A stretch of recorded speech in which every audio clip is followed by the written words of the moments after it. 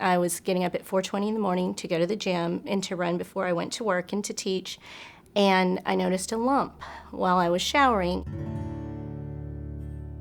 I called my OBGYN, and he told me to go ahead and get a mammogram right away. And he wanted to make sure it was done that day.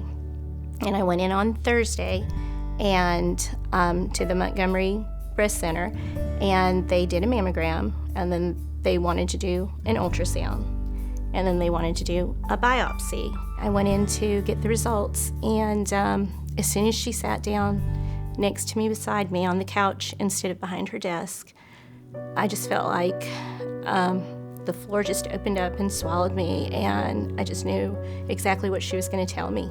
The pathological information that we had from the biopsy and the imaging that was done, we knew that she was dealing with an aggressive cancer. I told my husband, he came home from work, and we just talked to each other, and we said, you know, this isn't the end of the world. People survive from breast cancer all the time, and we're just gonna do our best fighting this together, and we're gonna do whatever it takes.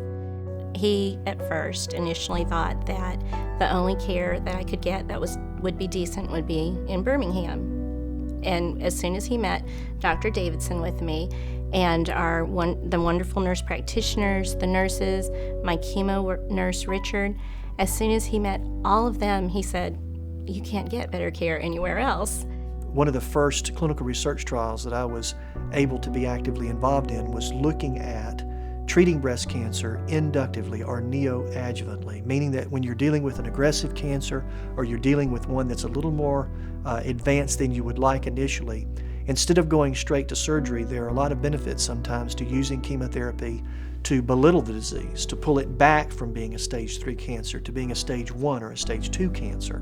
What they have given me for my treatments were just as cutting edge and as new but full of research. I felt like I could trust them in the decisions that they wanted to make about curing me. We can pull the disease back from the lymph nodes, shrink it down significantly, then that woman can go to surgery.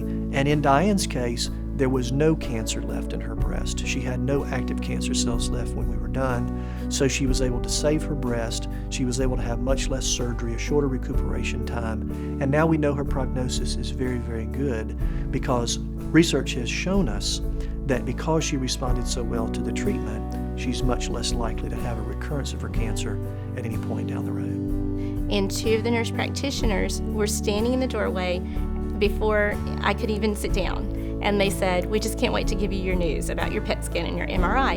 And they said, well, we're going to tell you in a minute. And I said, no, go ahead and tell me now.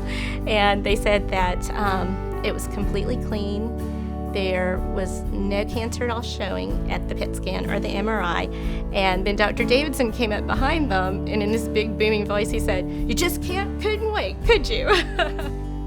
I told my husband, I always felt like I was born to be a teacher because I love teaching so much, but I said, that man was born to be an oncologist because he is just such a wonderful person at what he does and brilliant as well. They comforted me, they took care of me, it was such tender, loving care. They were so positive.